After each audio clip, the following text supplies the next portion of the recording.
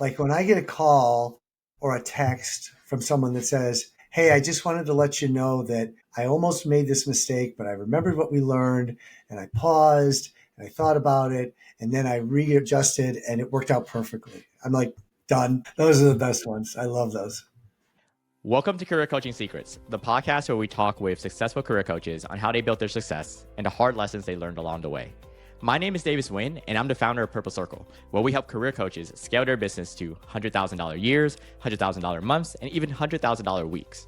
Before Purple Circle, I've grown several 7- and 8-figure career coaching businesses myself, and have been a consultant at 2 career coaching businesses that are doing over $100 million each. Whether you're an established coach or building your practice for the first time, you'll discover the secrets to elevating your coaching business. Hey everyone, welcome to another episode of Career Coaching Secrets podcast. I'm your host, Rexhen, and today's guest is Jeff Sesol, an award-winning leadership coach, best-selling author, and the host of Pull the Shoot podcast, where he helps business leaders grow from the inside out. With decades of experience guiding companies through strategic growth and operational transformation, Jeffrey believes that the key to success lies in developing people first. When employees say, "This is my company too," real momentum begins. As the founder of Pull the Shoot, Jeffrey empowers organizations to align leadership, marketing, and sales into a unified growth engine. His work spans executive coaching, team building, life coaching, and business strategy, all rooted in helping leaders realize their potential and inspire others to do the same.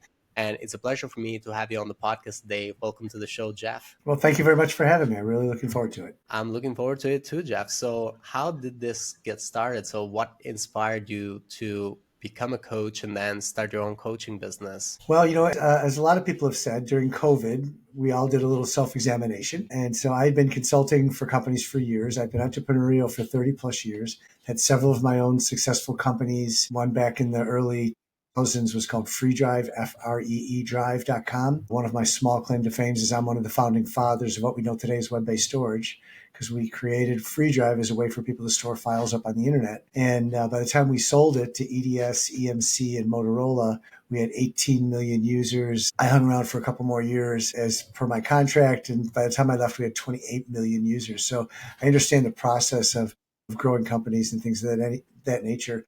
But then I eventually just started consulting for companies. They were looking for, how do I automate my operations? And eventually that kind of morphed into, how do I grow my company? And so during COVID, I kind of worked with another company and a marketing PR firm that I had grown from 1.6 million to 6.4 million. And I just kind of looked in the mirror and said, okay, so what's your legacy? What are you going to do? And I said, well, what are you going to do? And I said, well, I love helping companies grow and be the best they can be. But that all comes down to leadership and taking care of your people. And so I came up with the tagline, grow your people, grow your company. And I came up with the name Pull the Shoot because of a skydiving event that I did back probably 20 years ago now. I decided to go skydiving. And if you've never done it, you go 14,000 feet up in a plane, you tumble out, you're falling at 120 miles an hour. The first thing you notice is it's hard to breathe. One little movement of your hands, you're spinning out of control. Everything's happening so fast, you can't see where you're at and you can't see where you're going. But at 5,500 feet, I pulled the chute. Suddenly I could breathe again. I was in control, see where I was at, and see where I wanted to go. And as I tell people a lot of times, isn't that a lot like being in business? And isn't that a lot like life sometimes? And so that's why I named the company Pull the Chute, because the goal is to get people to quote unquote pull the chute, take a breath, feel in control, see where they're at and see where they want to go. And that's what I help them do.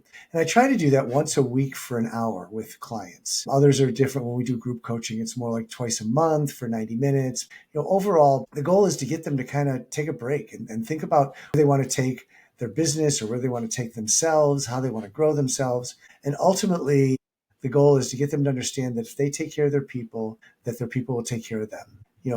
Back a while back, they had this thing called the Great Resignation. And, 3 to 4 million people a month were moving from job to job. And the reason they said 79% of those people said they were moving was because they felt unappreciated. Only 12% left for more money. And so when that all kind of happened, I thought, boy, there's got to be something better and more out there. I said, if I consult, I can help. It's 1-to-1. But if I coach, I can do 1-to-many. And so I can help more people grow and be the best they can be. And so that's why I started Pull the Chute.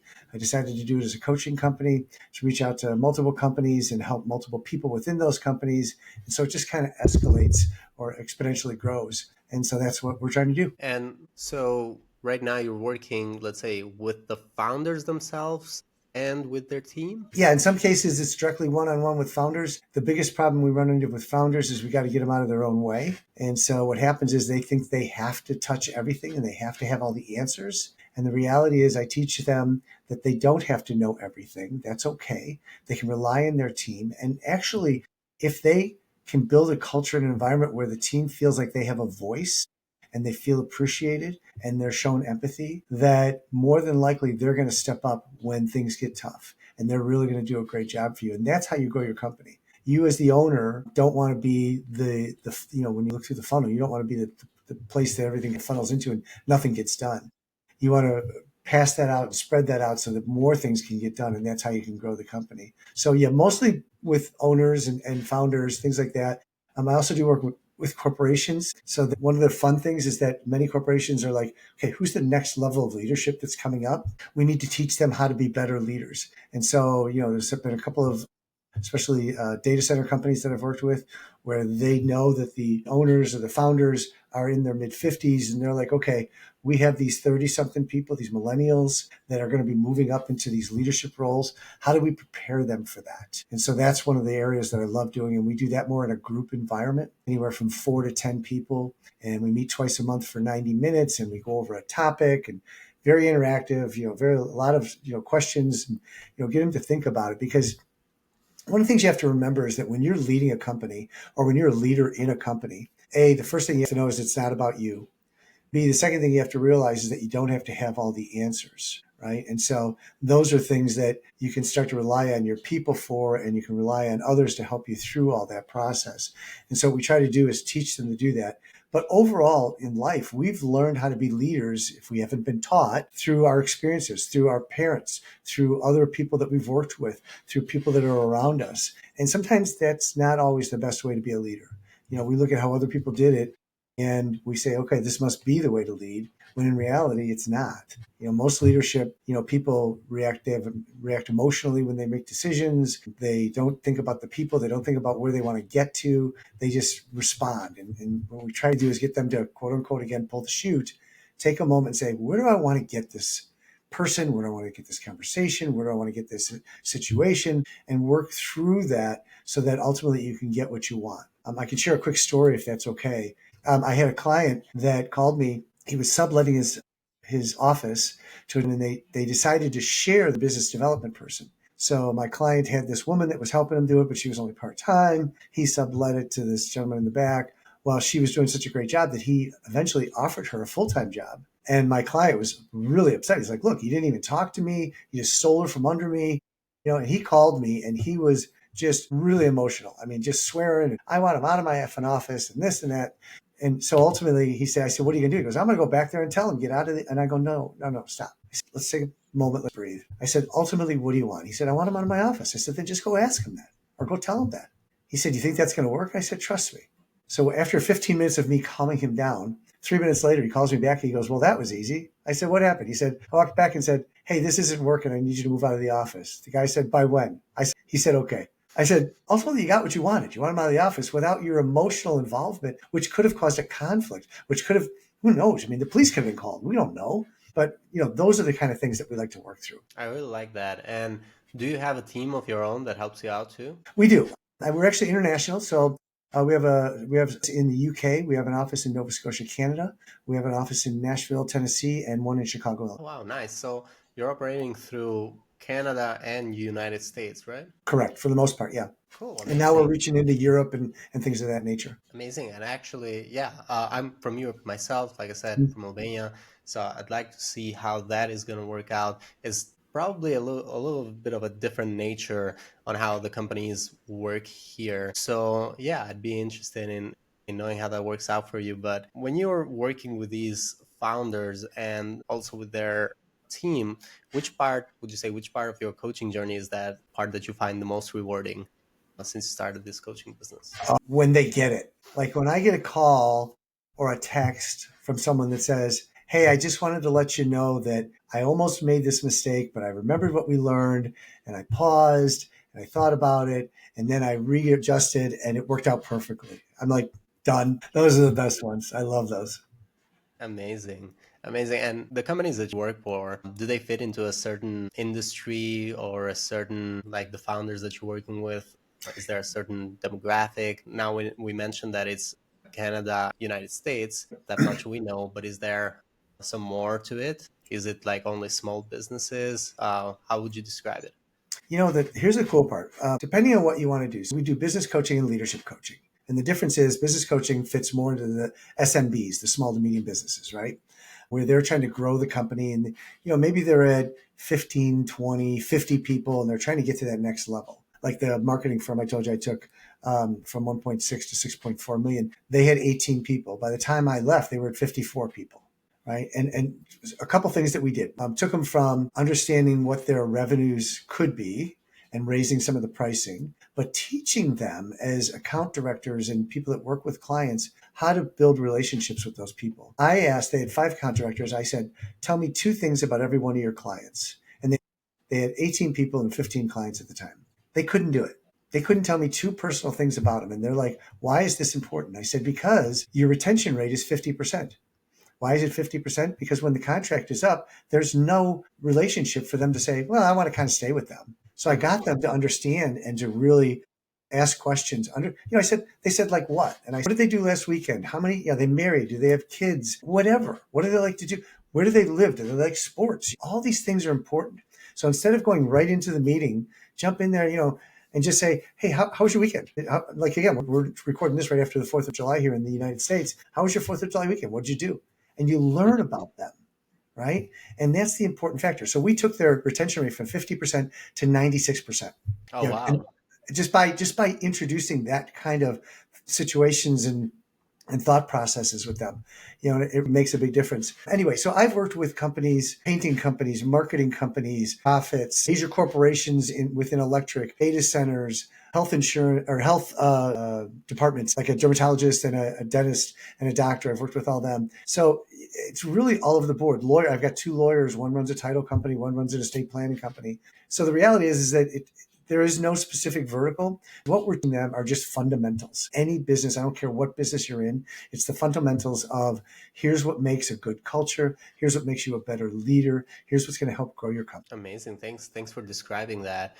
And right now, when it comes to these clients, obviously you're working with businesses. A large part of our coaches work with clients or individuals. A large part of the coaches we interview. So I wanted to know, you mentioned you have the business coaching and leadership coaching. Correct. What about the leadership coaching? How does that work? Is there? Well, there is. So what happened is I have a new book coming out called The New Leadership Landscape: Redefining True Leadership. And what we've done is we've built an entire program around the book. And it's 2 6-month sessions. And so what we do is we kind of go in there and we interview C-suite people. And we kind of ask them a bunch of questions. We try to understand how do they manage? How do they build their culture, support their people? Try to understand that. And then if we feel like that's what they're doing is effective, then what we do is we take it down to the next level, maybe that middle management that are trying to grow and come up, and we put them through the monthly coaching of leadership development. And we teach them things like trust and what's your why and how to deal with conflict and emotional intelligence and things like that, so they can become better leaders. Again, we've all heard these words before. We all understand them. But what happens is when a situation occurs, we fall back to what we think we know versus rethinking it and going into what's going to make it a better situation. And so that's what we're trying to teach them, is say, look, I appreciate what you think you know, but here's what we really want you to think about. And then we give them what I call why and because. So we're going to do this. Why? Because it's going to, and because the why is it's making you a better leader because you're going to be able to manage your people much better and grow the company. And so if we work on that why and because, there's so many times when people do things and they go, I don't know why I'm doing this. This is so stupid. If we can just tell them why they're doing it and because what the result we're looking to get to, 5% of the time they're going to be like, oh, sure, I can do that. That's great. And they're going to do a much better job because they understand the why and the because. Absolutely. What about the businesses? Is there a certain length of a program that they go through? Businesses are a minimum of 6 months. Most of my business companies are with me for multiple years, to be honest. Mm-hmm. We're celebrating our 5th year in business next month, and we're really excited about that. And so I've had some companies 2.5. And what we do is sometimes after about years, we sit down and we kind of talk and we say, okay, Do you want to go into a kind of a maintenance mode where we're available to talk through stuff? How do you feel about things? I don't want people to be paying for coaching when maybe they're in a good place and they don't really need us. This isn't about us making the money. This is about us making them better. And when they get better, sometimes they kind of go, okay, I'm good. And then we just keep a retainer going. Maybe once a month they check in and they go, hey, here's some things that happened. I just want to talk through it. And we do stuff like that. So it builds this long-term relationship. Thanks for sharing that, and congrats to your years Thank you. on this. And now, where do you find your clients? Let's say, what marketing channel is working best for you? You could could be the same maybe for both, or maybe it might be distinguished from the leadership coaching and business coaching. How would you divide that? It's funny. We've tried multiple different things, from cold email outreach to social media outreach to all these different things. The thing that works the best for us is person to person. So go to networking events, tell my story, go meet people. My latest one is we went into a restaurant, and the woman that runs the restaurant is a young lady, and I could see she was a little bit frantic. And we went there like once or twice. We moved into this new area just west of Chicago. And so I walked up to her and I said, I'm a business coach. Is there something I can do to help you? And she was like, oh my gosh, do I need your help?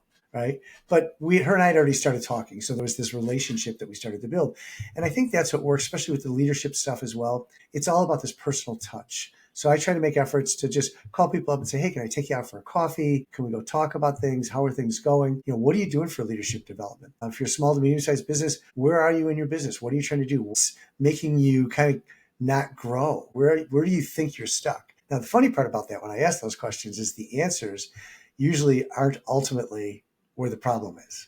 It's what they think the problem is, but the reality is the problem runs, especially when businesses, is usually, again, I'll come back to this, the owner getting out of their way. But sometimes they get stuck in one specific area, and they're trying to really grow that. And what I try to get them to do is think outside the box a little bit and say, within your same vertical and your same area, is there another service that you can offer? Because that's going to help them, right?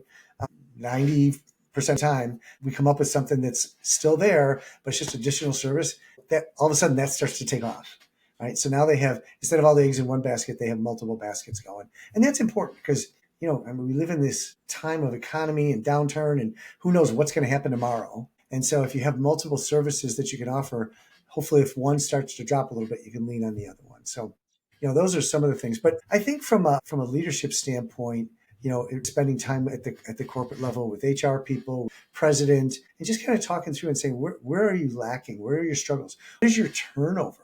Which is a big thing, right? If you're working for a bigger company, the turnover seems to be pretty regular. We got to fix that because that's costly. It's costly to find them. It's costly to rehire them, to retrain them, after you hire them and things like that. So, if we can keep the same people and grow those people and give them a reason to want to stay, it's going to change everything about the organization. Absolutely. And so you mentioned going to these live events, and you do that across US and Canada too, right?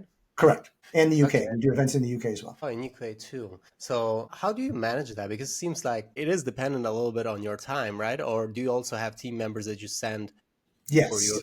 Yeah, I have team members in Nova Scotia, team members in London that go to these events, team member in the Nashville area, and I'm in the Chicago area. So I try to stay within my realm, but I'll go to Nashville if need to be. If there's different events that seem to make the most sense, I'll go down to those because, again, the problem we run into is no one can tell my story like I can. And so 30 plus years of experience, helping companies grow over all those years, having my own companies and helping them grow really gives me a good background of experience that I can bring to multiple verticals and help people. And for your teams, team members, are they telling your story, or is there some other strategy there? I'm just wondering because we also are thinking of doing a similar thing here. Yeah, for the most part, they tell my story, which is the pull the shoot part and why it's called pull the shoot and what our goals are. But then they put their personal flair on it because of the things that they've had happen. Right. So it's my story as far as why pull the shoot is about. It's their story about how they've helped people. Thank you. And Thank you for sharing that really that. works.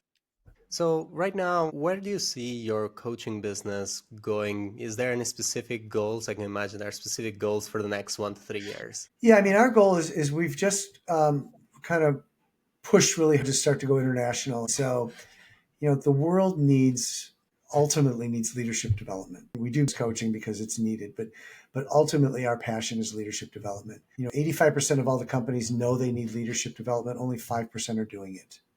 And so those are big numbers. And so there's a huge gap. And then the other thing that we have is that we have 4 generations in the workforce. So we have baby boomers, we have Gen Xers, millennials, and Gen Zers. And through those 4 generations, so much has changed from a communication standpoint. We went from landline phones to cell phones to texting to the internet to social media to it's just amazing, right?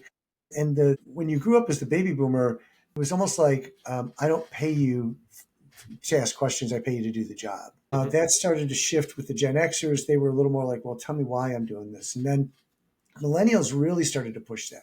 They're like, we want more. You don't have to pay me more. Let me go to the gym, every day, pay for my membership there, or let me have a couple more days off here.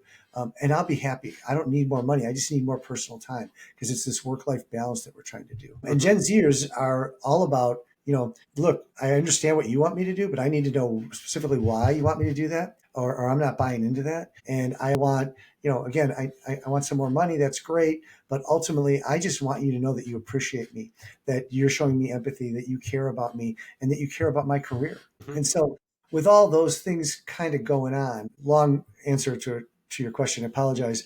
But ultimately, in the next 1 to 3 years, our goal is to effectively help over 200 companies grow with their leadership and grow as companies. And so with that's our specific goal, is to be able to do that. So we're kind of filling that all in.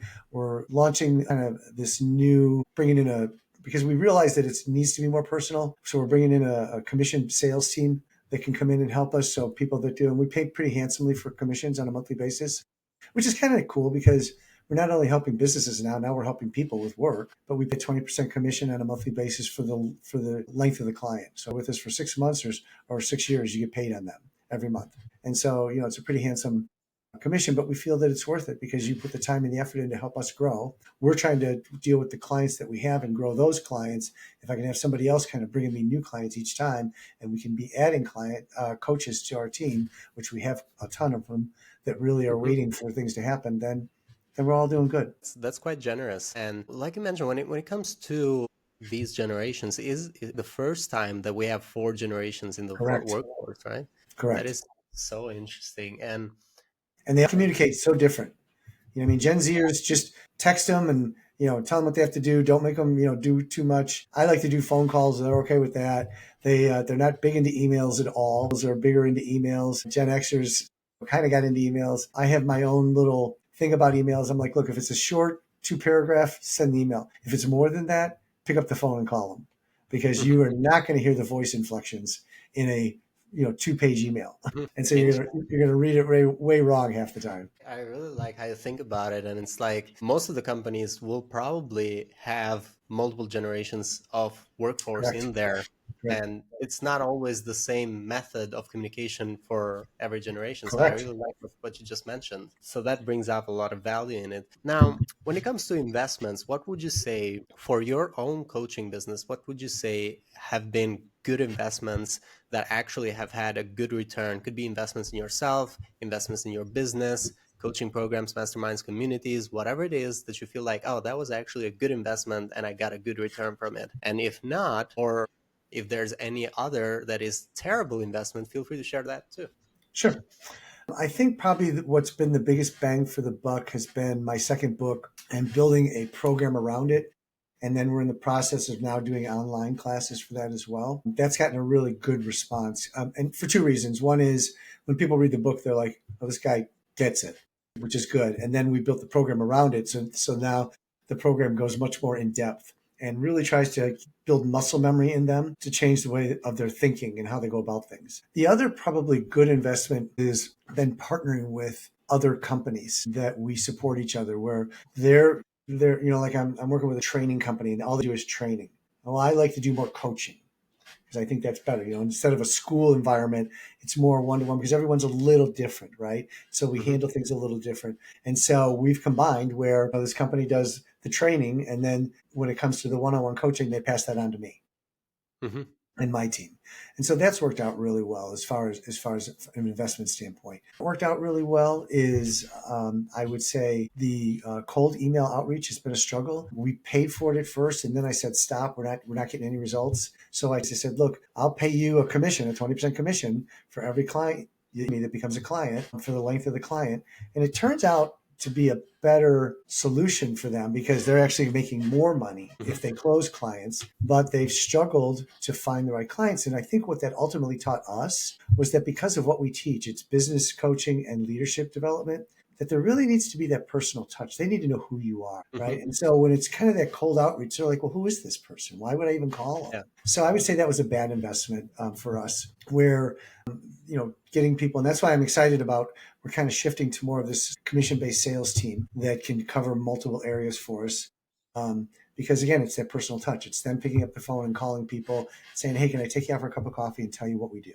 And that builds the relationship. And I think ultimately where this is, going to be very profitable then is that we get that kind of engine going. I think people have always thought, oh, it's so easy to send out all these emails and people will be calling you left and right. And that's not the truth. It doesn't, there's so much, we get hit with so much information every day. How do you sort through it all? And it's pure timing sometimes. I've talked to people sometimes and they're like, yeah, I really would love to have you coach me.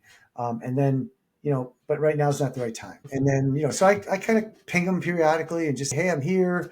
And then all of a sudden they'll go, hey, I'm ready. And I go, perfect. All right, let's go. So, but again, we've built a relationship, right? And the fact that I keep up the reaching out piece, they feel more confident that I'm, going to follow through and all that stuff. So Absolutely. And I feel like also this like podcasting also yes, creates that space to build that relationship because it's very difficult to have someone just from an email come to you and be coached by it's like saying, right. oh, let's get married. Yeah, And right. Yeah. Yeah, so that's not the going to work. podcast has been really good across multiple things. One is finding partners that do something slightly different, which has been great. And what that does is that gives a little more of an emphasis on helping them to be the best they can be, right? So maybe I'm not the expert in decision making, but I have a guy that is really good at decision making.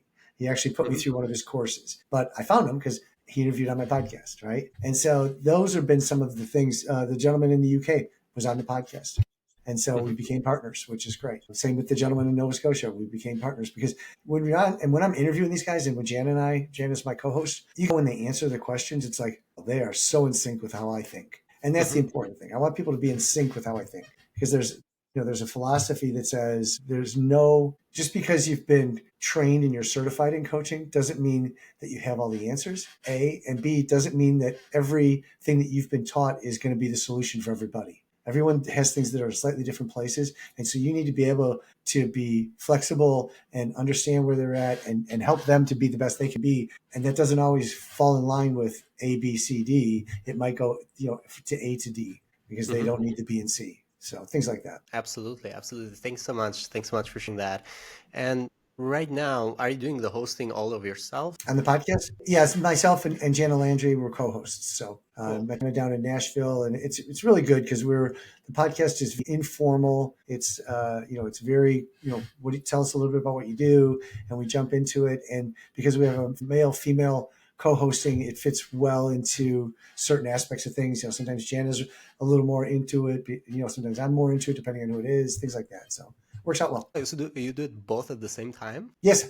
Wow, that's interesting. I thought you take some meetings, she takes some meetings, and kind of No, scale no, that no. way. No, we co-host together on every one. That is very interesting. Yeah, definitely makes it more interesting because there's more interesting questions because there's two people thinking at the Yes. same time. That is quite interesting setup that's there.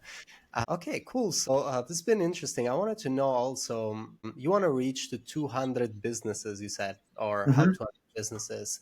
Is that 200 businesses at a time or 200 businesses throughout the whole time that you've been doing this for 5 years? And actually, over the next 3 years, when you asked me that was our goal. So over the next years, we want to help 200 businesses throughout that process. And, the cool part about it is it could be all at one time just because our clients, once they get to know us, have a hard time leaving us. So, it may happen that way, but more likely, we're going to hit some limit somewhere and say, okay, we've done it. But the goal is to try and help 200 companies. Yeah, interesting. The reason why I asked that is because 200, it seems like after 5 years, you might be already close to that number. And I was wondering, does that mean 200 in retainer already? So I wanted to No, confirm that. no, no. Probably over the last 5 years, probably helped, I don't know, maybe 100 companies, I would Hmm. say, because it took us a while to get going. It took us Yeah. almost 18 months, and then kind of got the podcast going, and then we got the social media going, and then the first book, and now the second book, and all this is built up. Our podcast is actually both across all the podcast platforms and on YouTube. So if you go to Pull the Shoot or at Pull the Shoot, then you'll see the YouTube stuff. But we've built up, I mean, there's a lot of content now. And so people, if they want to get to know who we are, we can now leverage that. So it's become a little easier to validate who we are and what we've done. Because now I have actual stories of how I've helped people, where before I consulted and helped people, but it was different than coaching. Yeah. And enough coaching, especially when you're one-to-one with a founder or business owner, usually becomes a little more life coaching than business coaching at times. So what is now the challenge you face that you want to solve next for your coaching business? You got to a point that is now. What would you say would help you accelerate to get to that 200 faster, maybe? The biggest thing is always with any coaching firm is leads, right? Getting enough leads, and they have to be valid leads too. We have the choice when we interview them, in a sense, we have the choice to go, I'm not sure this is going to work. And I've had that happen where I've had people where I've talked to them and they really wanted to sign us up. And then I'm like, I can just tell this is going to be a difficult one. And I want to help people. I don't want to fight with people. And so I can actually say no, which is kind of cool. But I think we've really decided to hit that number, that personal touch commission-based sales team is really the way to do that, because they can be anywhere in the world, since we have offices all over the world, and really do the outreach. And we understand that some countries are a little different, Albania, right? So the way that you guys go about things is probably slightly different than the way we would do it here in the US. But when it comes to leadership development, it's really, basic. There's a baseline that we can all focus on and kind of work with. And if we need to tweak a few things here and there, just because of the culture that you guys are in and things like that, we can do that. But we have the skill set to do that as well. So the gentleman in the UK actually coached, and one of the great reasons is that I partner with him is he's worked in India, and he's worked in Pakistan, and he's worked across Asia a lot, and then back into Europe, where he's done Sweden and Denmark and things like that. So he understands those cultural differences, and that's really going to help us to be successful there. Thank you for sharing that. Just to close it up for any coach who's listening, just like you, that want to scale their impact, what advice would you give to them, if there's any other advice for people who are looking to scale their impact? I think the biggest thing that I knew this going up when I started, but get other people that can also coach with you. The stress levels of trying to have 12 clients all at once just isn't worth it. It's like, oh my gosh, right? And of course, what people don't realize is that we're sour with them, but we're doing all kinds of other things behind the scenes. Like, I do some research for them. I check on things. I get calls from them. They have the open ability to text me and say, do you have 5 minutes so we can talk through a situation?